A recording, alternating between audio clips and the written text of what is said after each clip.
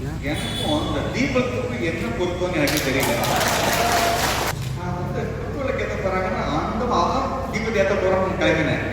உடனே யார் நம்ம தான் நினைக்கிறேன், ஐயா நீங்களே ஏற்றக்கூடாதுங்க ஐயா, ஏற்ற அனுமதிக்க மாட்டாயா, உட்காருங்க அவங்க இடத்துலயே அப்படிதான்.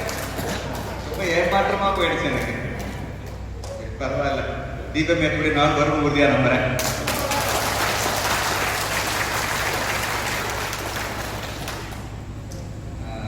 எனக்கு ரொம்ப சந்தோஷமா இருக்கு.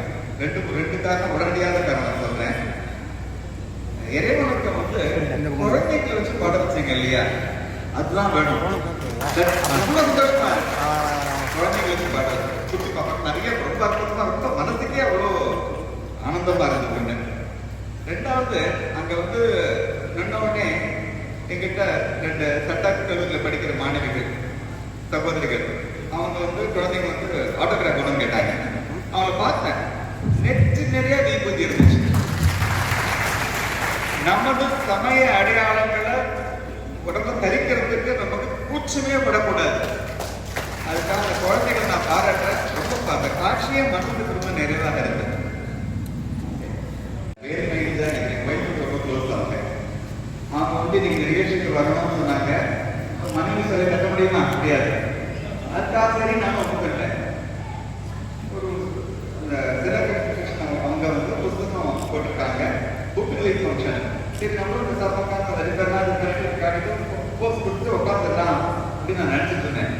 அப்புறம் பார்த்தா சிறப்புறேன்னு போட்டாங்க. உடனே எனக்கா ஒரே திகிலாயிடுச்சு, பயந்து போயிட்டு. நிஜமாலே நம்பினா நம்புங்க, ஸ்ட்ரெஸ் ஆயிடுச்சு. ஓகே, என்ன பேச போறேன்னு எனக்கு தெரியல.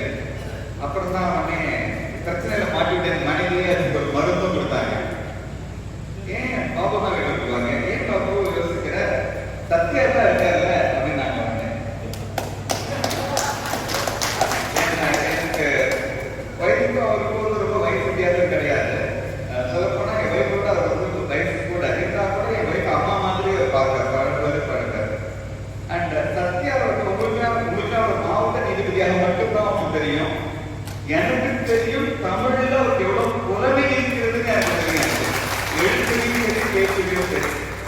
அதனால இன்னொன்னு, ஹைகோர்ட் ஜட்ஜஸ்னா வந்து மாவட்ட நீதிபதி தட்ட முடியாது இல்லையா, அதுக்காக உத்தரவாவே சொல்லிட்டேன். சாமி என்ன நீங்க தான் காப்பாற்றணும், தேர்ந்து ஒரு கம்பம் எழுதாருன்னு சொன்னேன். அதனால என்னோட அன்புக்கு கட்டுப்பட்டு, அவங்க பேர் கூட இது இல்லை இருந்தா கூட இன்னைக்கு இந்த புத்தகத்தை பற்றி பொதுவாக கல்பனை பண்ணி ஒரு சிறு உரையை அவங்க தான் நிகழ்த்த போறாங்க. நிகழ்த்து போறதுக்கு முன்னாடி நான் ஒரே ஒரு செய்தியை மட்டும் பகிர்ந்து நான் அமரலான்னு இருக்கேன். ரொம்ப ஆழ் மனசுலேருந்து நான் சொல்றது பார்த்தேன். கொஞ்சம் வருத்தத்தோடையும் நான் பதிவு பண்ணிக்கிறேன். ரொம்ப சமீபத்தில் ஒரு வாரம் முன்னாடி வச்சுங்களேன், ஐபிஎஸ் பாஸ் பண்ண ஒரு மிக இடம் ஒரு நபர் 24 வயசு கூட இருக்காரு. டிகிரி மேல கூட போக முடியாம என்னோட கூட இந்த நண்பர் குடும்ப வழிபட்டு ஒரு இங்கிட்ட வந்து ஒரு மோட்டிவேஷனுக்காக கூட்டிட்டு வரணும் அப்படின்னு போயிட்டு வந்தாங்க. அவங்க வந்த உடனே எனக்கு தெரிஞ்ச சில சம்பவங்கள்லாம் சொல்லி அவர் மாதிரி இருக்கணும் தானே. ஒரு சம்பவம் மட்டும் தானே, அவர் பேர் மாணிக்கம்னு பேரு. எஸ்ஐயாக அவர் ஜாயின் பண்றாங்க. நான் சொல்றது 50 வருஷத்துக்கு முன்னாடி, 60 வருஷத்துக்கு முன்னாடி எஸ்ஐயா ஜாயின் பண்றாங்க. ஜாயின் பண்ண உடனே அங்க இருக்கிற டிஎஸ்பி வந்து, இப்ப என்னோட காதல பத்தி இதை எடுத்து டயர்லாம் மாற்றி கொடுக்குறாங்க.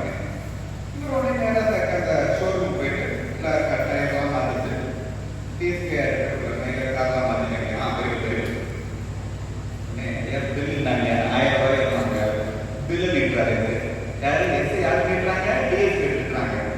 டிஎஸ்பி பண்ணி கடுப்போம், இந்த பில்லை நீட்டுற அப்படின்னாங்க. உடனே ஆமா ஏன் செலவாச்சு, அவர் வந்து மாதம் 50 எஸ்ஐக்கு நீட்டுறாரு. அம்மா அப்படின்னா எஸ்ஐ முடிச்ச டிஎஸ்பி உடனே சாரிங்க சாரிங்க சொல்லிட்டு நேராக அந்த காரை எடுத்து வந்து அதே ரோட்டை ஓட்டிட்டு போனாரு. 4 டயர் கேட்க கூடாது, பழைய டயர் போட்டாரு. அந்த எஸ்ஐ தான் பின்னாடி எஸ்பியா வந்து ரிட்டையர் ஆனாங்க. அவர் பேர் மாணிக்கம். வீட்டில் தண்ணி கொடுத்தாரு, பச்சை தண்ணி மாணிக்கம் இருந்தது. போலீஸ் டிபார்ட்மெண்ட்ல நேற்று அவதாரமாக இருந்த சில பேர்கள் அவரு ஒருத்தர். எனக்கு இந்த பொண்ணு அந்த அனுபவம்லாம் சரி. அப்படி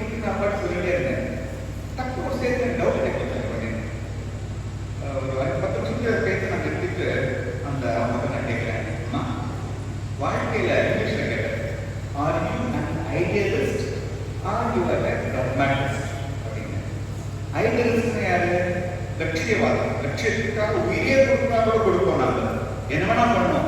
இன்னைக்கு டிரான்ஸ்ஃபர் பண்ணலாம், படிக்க அப்பதான் டிரான்ஸ்ஃபர் படிப்போம் அப்படின்னாங்க. ஒரு சில ஐஎஸ் அதிகாரிகள் நான் கேள்விப்பட்டிருக்கேன். அவங்க வாழ்க்கையில் 30 வருஷம் சர்வீஸ்ல 35 வாட்டி டிரான்ஸ்ஃபர் ஆயிருப்பாங்க. ஏன்னா காம்ப்ரமைஸே பண்ண மாட்டாங்க, சமரசத்துக்கு இடமே இருக்காது. அவன் ஐடியலிஸ்ட், லட்சியத்துக்காக என்ன செய்வாங்க.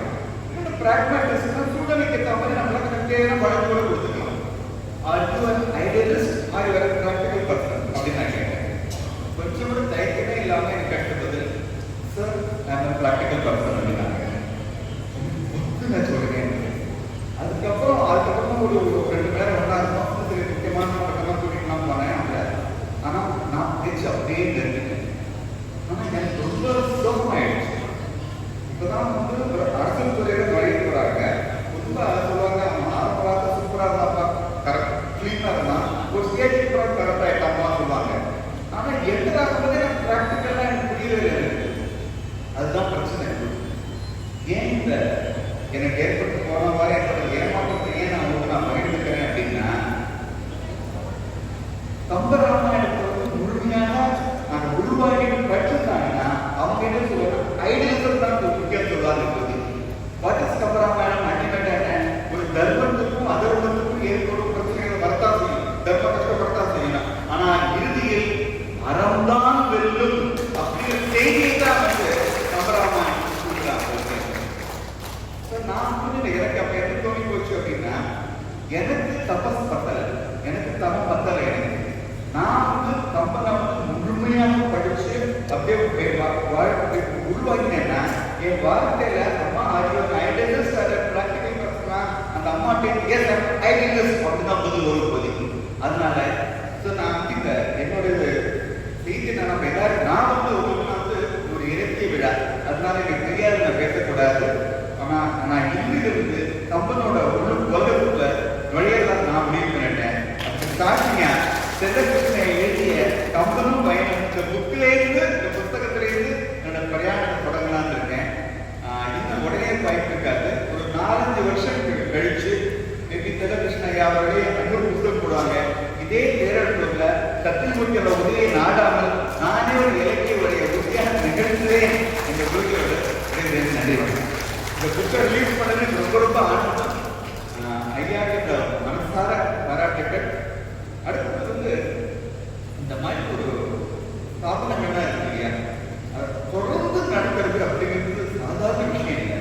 இந்த ஆர்கனைசர்ஸ தலைவர்கள் பேர் சரி, மற்றவங்களே சரி, எவ்வளவு பாராட்டினாலும் பாருங்களேன், இந்த கம்பன் கழகங்கள் மட்டும் தமிழ்நாட்டில் இல்லைன்னா நம்ம வந்து நம்ம கம்பனை வந்து மறந்துருக்கோம் இப்போதைக்கு. ஸோ அதனால இந்த கம்பனோட செய்தியை நம்ம மக்கள் மனசுல விட்டு அல்லாத